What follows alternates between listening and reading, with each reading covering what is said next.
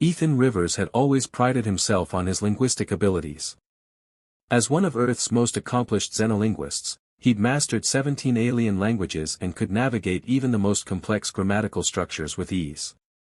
Which made his current predicament all the more embarrassing as he stood frozen in the doorway of Harmony Research Station's main botanical laboratory, staring at the most beautiful being he'd ever encountered. The Etherian woman moved through the hydroponic gardens with fluid grace, her translucent blue-green skin shimmering under the artificial sunlight. What captivated Ethan most were the delicate fiber-optic strands that grew from her scalp like hair, each one pulsing with soft bioluminescent patterns that shifted from silver to deep azure as she worked. Her people called them essence threads, and they were as much a part of Etherian communication as spoken words. "You must be the new translator," she said without turning around, her melodic voice carrying the distinctive harmonic undertones of her species. "I'm Zara Nightbloom, senior botanist for the Verdania project."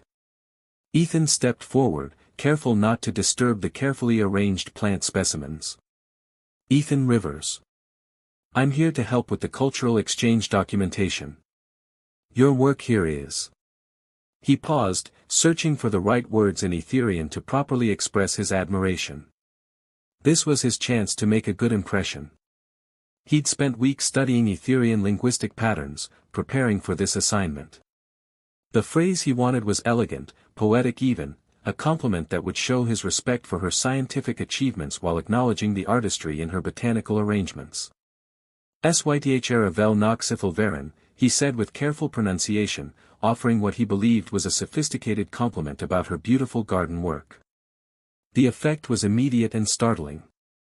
Zara's essence threads flared brilliant white, then rapidly cycled through deep purples and golds before settling into a pulsing crimson pattern that seemed to make her entire form glow. She spun around to face him, her large, luminous eyes wide with shock. "What did you just say?" she whispered, her voice barely audible above the hum of the environmental systems. Ethan felt his stomach drop. Something was very wrong. I was complimenting your botanical work. Did I mispronounce something?" Zara's essence threads were now pulsing in rapid, chaotic patterns that he couldn't begin to interpret. She seemed to be struggling with some intense emotion, her hands trembling as she set down the crystalline nutrient dispenser she'd been holding. "You said..." She took a shaky breath, her threads gradually slowing their frantic dance. "In our language, you just declared that my soul essence calls to yours across the void of stars, and that you wish to intertwine your life path with mine for all eternity." The words hit Ethan like a physical blow. He felt heat rising in his cheeks as the magnitude of his mistake became clear. Oh no. I thought it meant. I was trying to say your garden work was beautiful." "That would be Sythr vel noxithal Karen," Zara said quietly, her essence threads now a deep, embarrassed blue. "What you said was, well, it's the most intimate declaration of romantic intent possible in our culture. It's typically only spoken during formal bonding ceremonies." Ethan wanted nothing more than to disappear into the nearest airlock. "Zara, I am so incredibly sorry. I had no idea. My linguistic databases must have had an error, or I misread the cultural context markers." To his surprise, a sound like wind chimes filled the laboratory. It took him a moment to realize that Zara was laughing, though her essence thread still pulsed with that telltale blue of embarrassment. "Your face," she managed between melodic peals of laughter. "I've never seen a human turn quite that shade of red before. It's rather endearing, actually." "I'm glad someone's enjoying this," Ethan muttered, though he found himself smiling despite his mortification. "I suppose this will be all over the station by the end of the shift." Zara's laughter subsided, but her expression remained amused. "Actually, that's unlikely. What you said is so formally intimate that discussing it casually would be considered quite rude in our culture. Though." Her essence threads flickered with an uncertain pattern. "There may be some assumptions made." "What kind of assumptions?"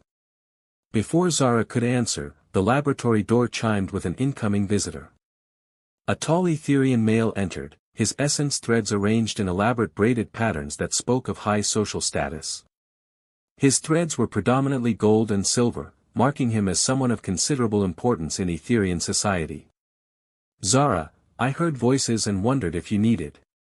The newcomer stopped mid-sentence, his luminous gaze moving between Ethan and Zara. His essence thread suddenly blazed with surprised recognition. "Niven," Zara said, her voice carrying a note of warning. "This is Ethan Rivers, our new linguistic specialist." "Ethan, this is my cousin, Niven Stormweave." Niven's threads were now cycling through complex patterns that Ethan couldn't interpret, but the Etherian's expression was clearly one of astonishment mixed with something that might have been approval.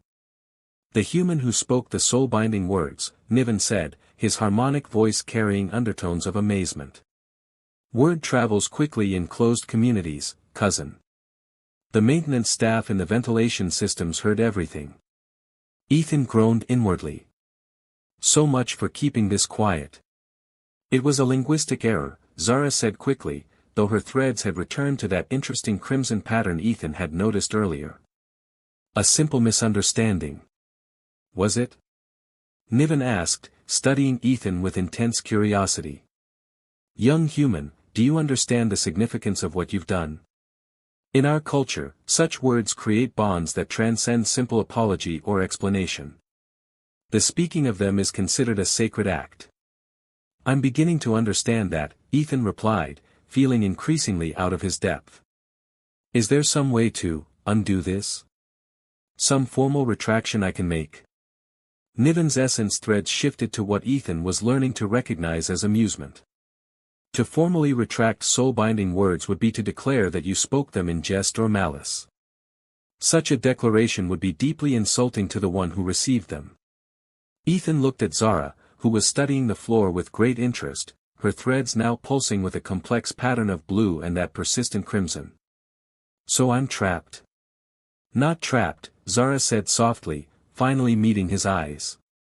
"But the situation is complicated.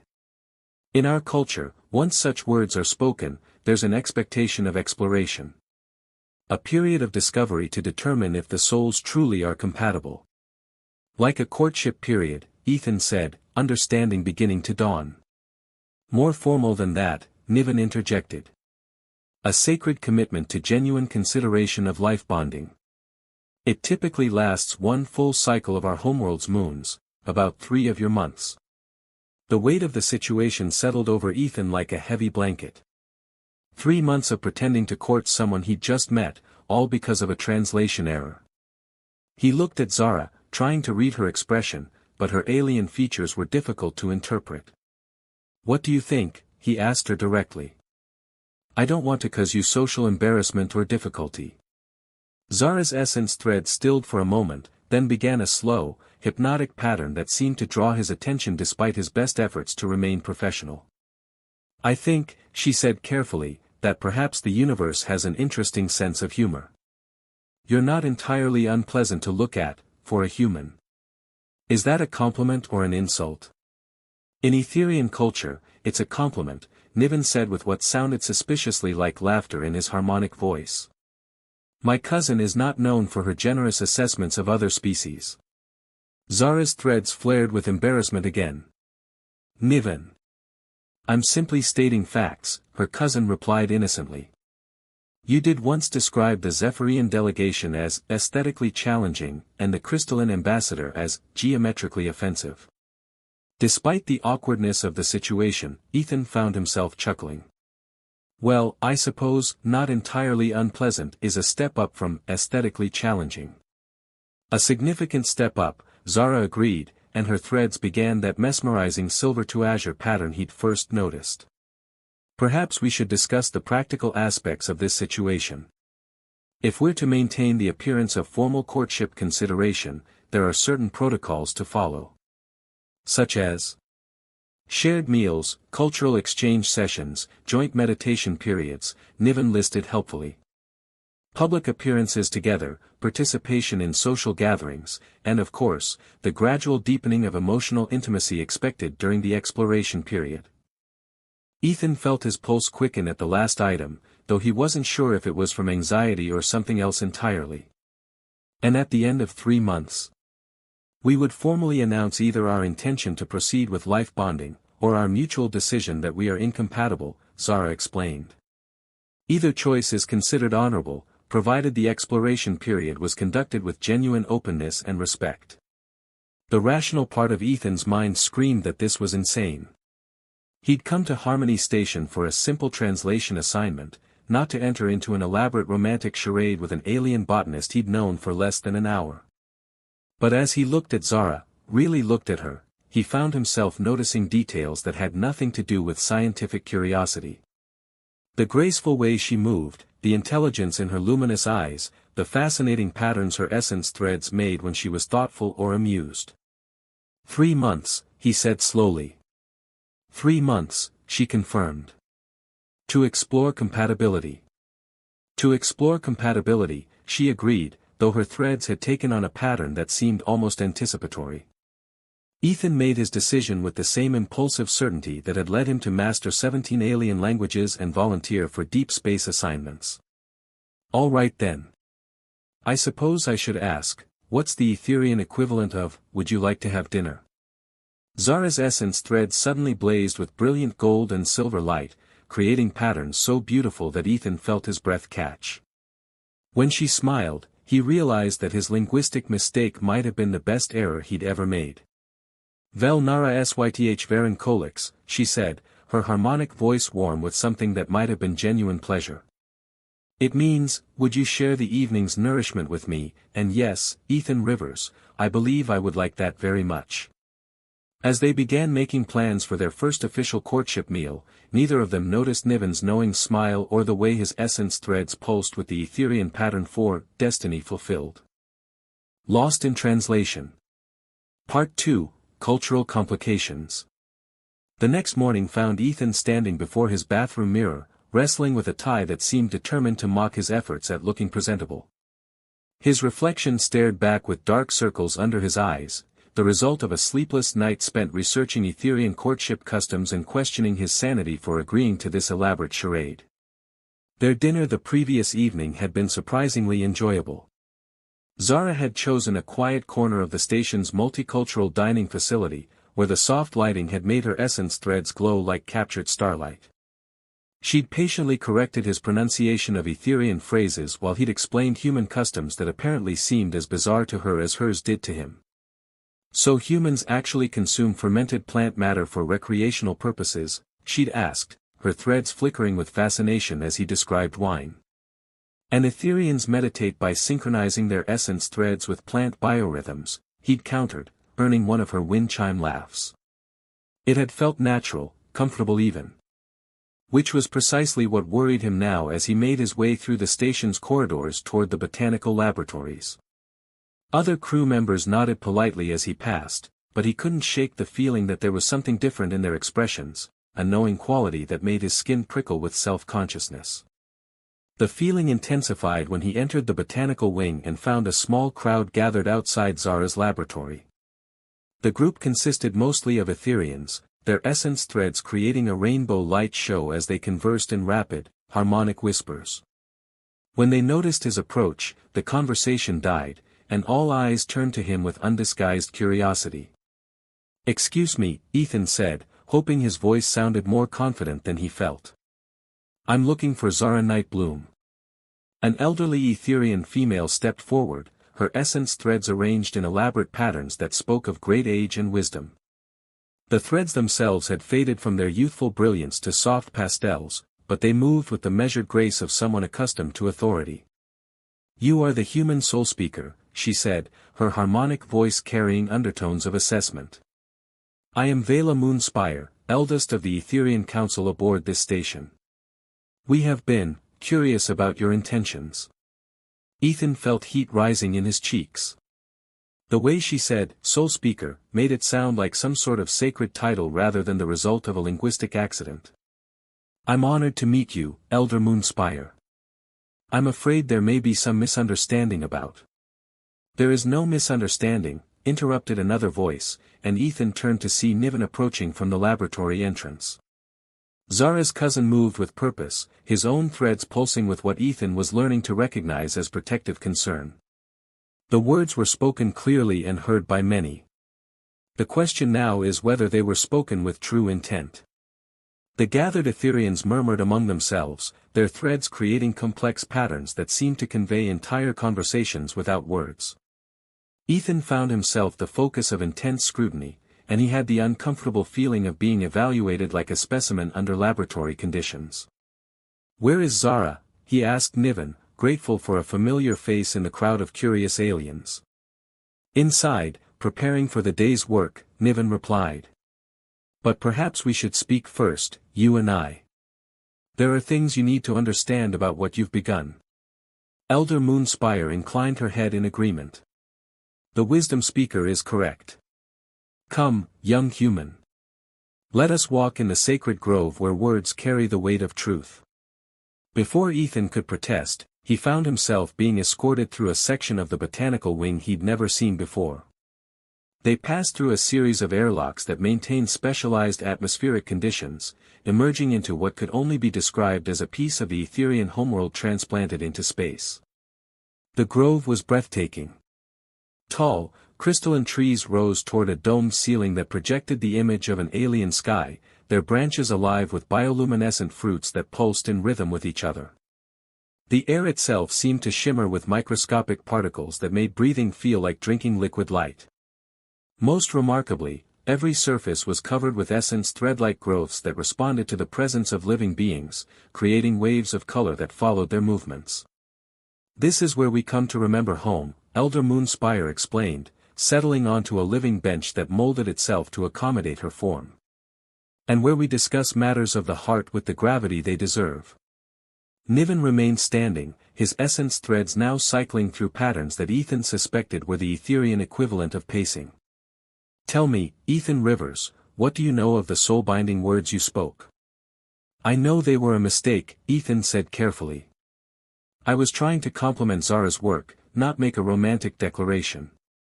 "But do you know their history?" the elder asked. "Do you understand why they carry such weight in our culture?" Ethan shook his head, and Elder Moonspire's threads took on the slow, measured patterns of a storyteller. "Long ago, before our people reached for the stars, we lived in harmony with the great world tree of our homeworld. Our essence threads were gifts from that tree, allowing us to communicate not just with each other, but with all living things." The grove around them seemed to pulse in response to her words, the bioluminescent plants brightening as if in recognition of the ancient tale. "Love, for our people, was never just between individuals," she continued.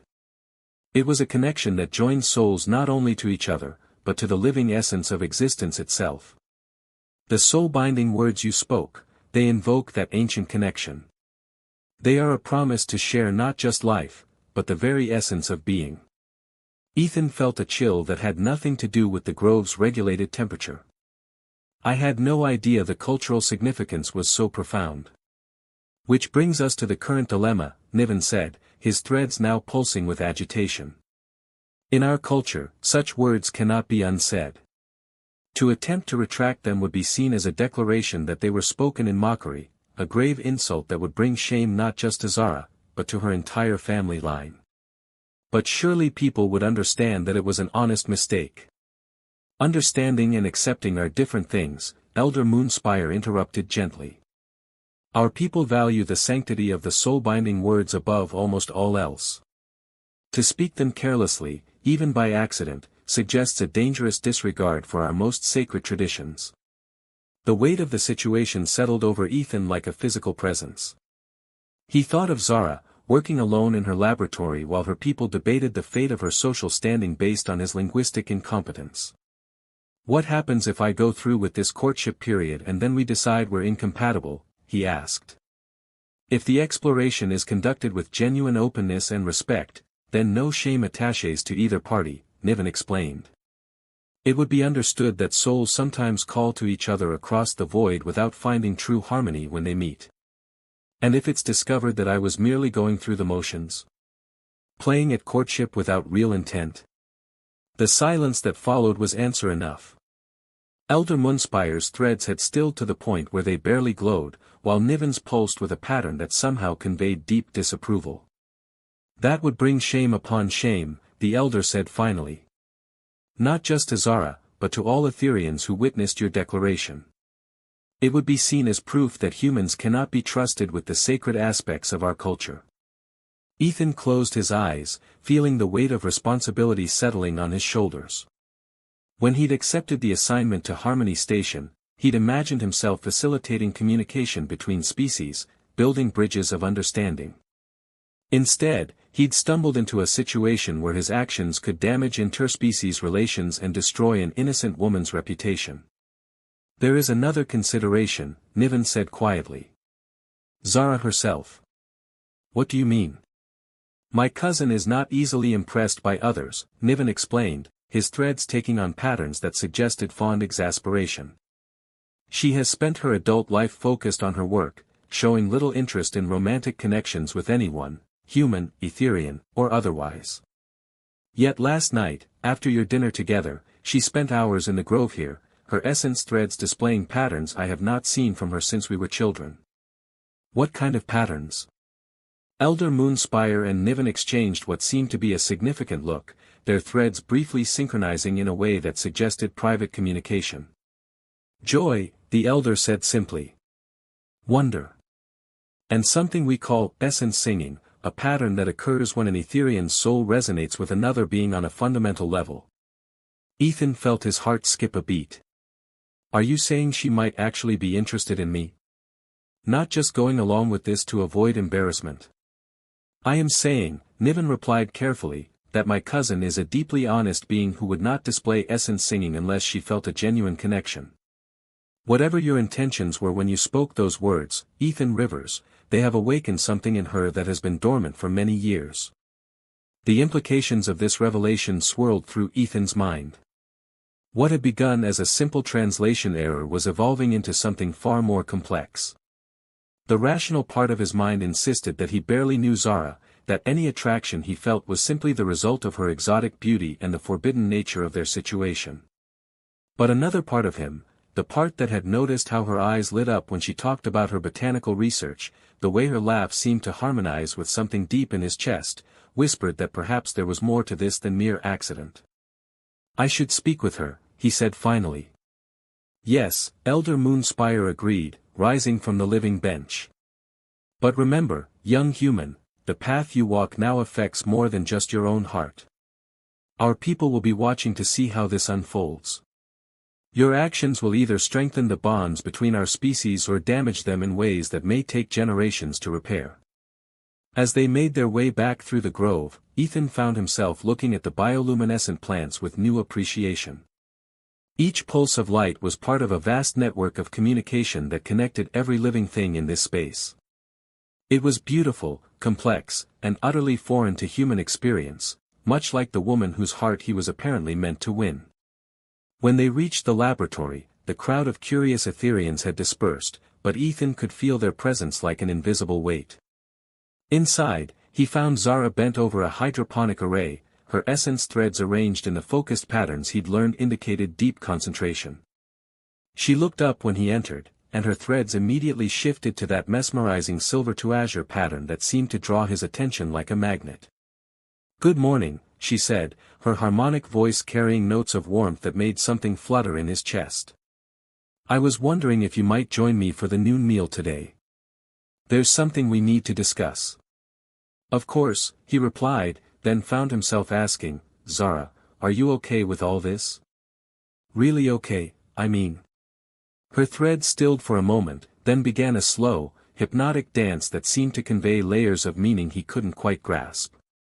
Ask me again in 3 months, she said softly, and the small smile that accompanied her words made Ethan realize that perhaps his linguistic mistake was becoming the most fortunate error of his life. 2 weeks into their formal courtship period, Ethan was discovering that pretending to fall in love with Zara Nightbloom was becoming disturbingly easy. What troubled him wasn't the deception, it was how little deception seemed to be involved. He found himself looking forward to their daily meals together, not because protocol demanded it, but because her harmonic laugh had become his favorite sound in the universe. When she'd accidentally brushed his hand while reaching for a data pad 3 days ago, the electric sensation had lingered for hours. And when she smiled, really smiled, not the polite expression she wore for others, her essence threads created patterns so beautiful they literally took his breath away. Which was why he was currently standing in his quarters, staring at his reflection while trying to convince himself that the flutter in his stomach was anxiety about the evening's cultural ceremony and not anticipation of spending another evening in Zara's company. The door chimed, and he opened it to find Celestine Moonwhisper, the station's Etherian cultural liaison. She was perhaps the most elegant being he'd ever encountered, with essence threads that seemed to flow like liquid moonlight and eyes that held depths of ancient wisdom. "Ethan Rivers," she said, her voice carrying harmonics that seemed to resonate in his bones. "Are you prepared for tonight's ceremony?" "As prepared as I can be," he replied, adjusting the formal Etherian courtship pendant Zara had given him. The crystalline ornament was designed to resonate with her own essence threads, creating a visible bond between them during public gatherings. "Though I have to admit, I'm still not entirely clear on all the protocols." Celestine entered his quarters, moving with the fluid grace all Etherians possessed. Her threads shifted to patterns that suggested gentle instruction. "The harmony convergence is one of our most sacred ceremonies. It celebrates the connections between all living things and the cosmic forces that bind souls together. For courting couples, it is particularly significant. Because during the convergence, essence threads become more sensitive to emotional resonance. If two beings are truly compatible, their threads will synchronize spontaneously. It is considered the most reliable test of soul harmony our people possess." Ethan felt a chill run down his spine. "And if they don't synchronize? Then it is understood that the souls, while perhaps attracted to each other, do not share the deeper connection necessary for life bonding."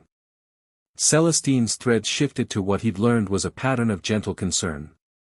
"Ethan, there is something you must understand about tonight. The entire Etherian community aboard this station will be watching you and Zara. Not out of mere curiosity, but because your relationship has become a symbol." "A symbol of what?" "Of whether humans can truly understand and respect our most sacred traditions. There are those among my people who believe that your species is too different, too isolated, to form genuine bonds with other sentient beings. Your courtship with Zara is being seen as a test of that belief." The weight of responsibility settled heavier on Ethan's shoulders. What had begun as a personal mistake was now carrying the burden of interspecies diplomacy. "What happens if we fail this test? There will be those who use it as evidence that humans should not be trusted with positions requiring cultural sensitivity.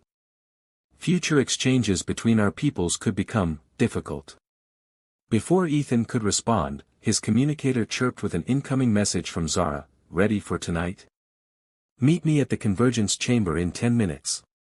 And Ethan, thank you for doing this." As he made his way through the station's corridors, Ethan reflected on how much had changed in 2 weeks. Their daily interactions had evolved from awkward formality to something that felt surprisingly natural. Zara had begun teaching him to read the basic patterns of essence thread communication, while he'd shared stories of Earth's diverse cultures that seemed to fascinate her endlessly. "Your species creates music by vibrating air through shaped metal," she'd asked during one of their evening walks through the station's observation decks.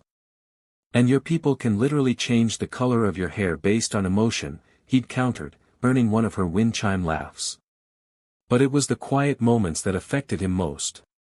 The way she'd touch his arm when making a point, her fingers lingering just a moment longer than necessary. How her essence threads would shift to soft, warm colors when they were alone together. The evening she'd fallen asleep during a human film he'd shared with her, her head resting against his shoulder while her threads pulsed in slow, peaceful rhythms. He'd spent that entire night watching her sleep, terrified by how right it felt to have her there.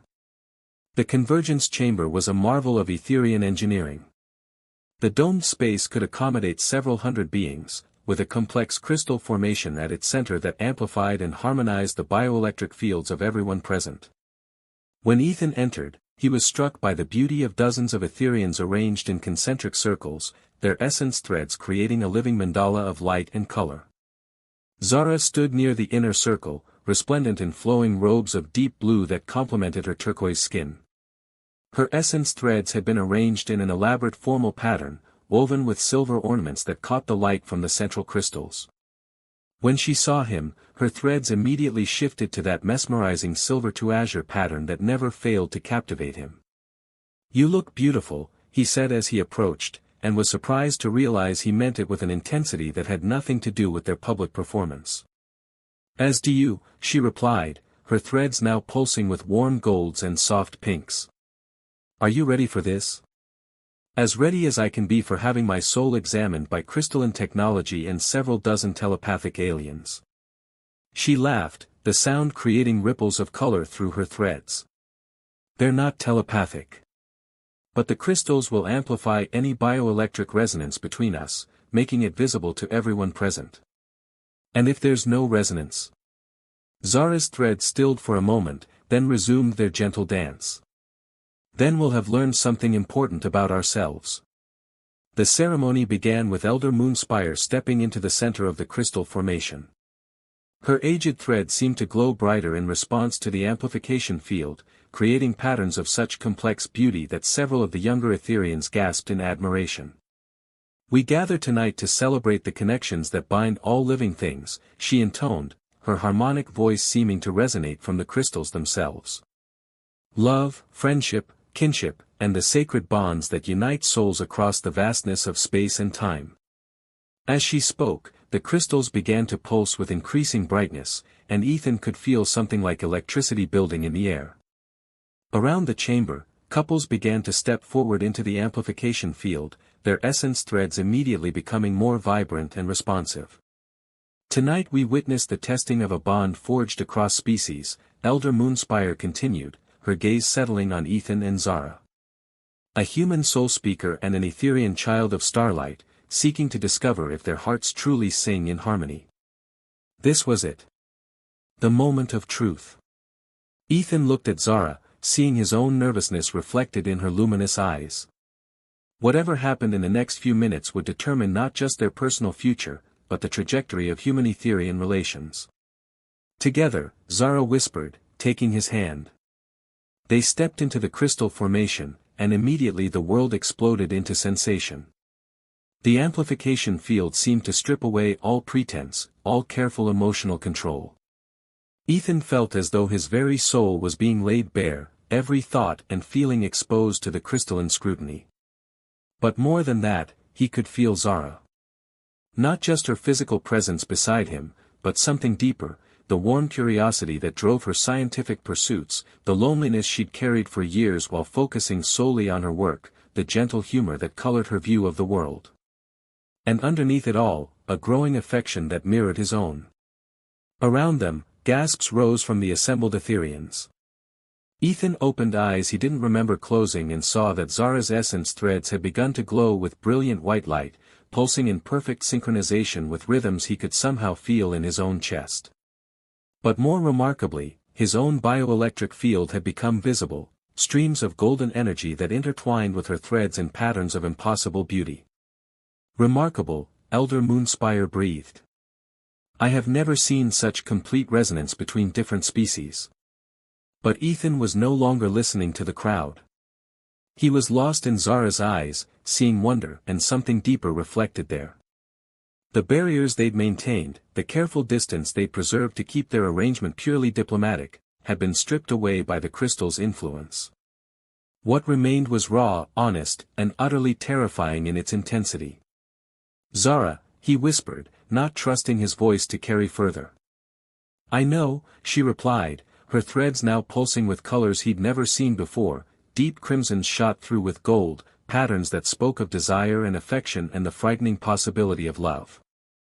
The ceremony continued around them, but they remained locked in their private bubble of discovery.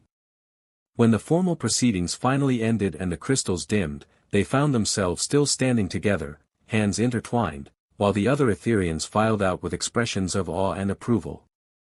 "Well," Celestine said, approaching them with threads that sparkled with delight, "I think it's safe to say that your compatibility is no longer in question." Elder Moonspire joined them, her ancient eyes bright with satisfaction. "Such resonance cannot be faked or forced. The crystals have revealed what your hearts already knew, you are truly matched souls."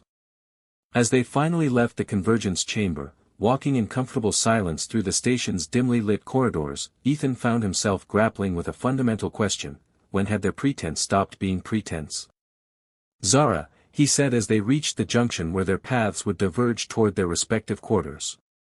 "Yes. What we felt tonight, was that real? Or just a side effect of the crystal amplification?" She turned to face him fully, her essence threads creating a soft halo of light in the corridor's shadows. "The crystals don't create feelings, Ethan. They only reveal what already exists. And what exists between us." She stepped closer, close enough that he could feel the warmth radiating from her skin. "Something that began as accident and became something else. Something I wasn't looking for but can no longer imagine living without." Before he could second-guess himself, Ethan reached up to gently touch one of her essence threads. It was softer than he'd expected, warm and slightly electric beneath his fingers. Zara's breath caught, and her threads flared brilliant white at the contact.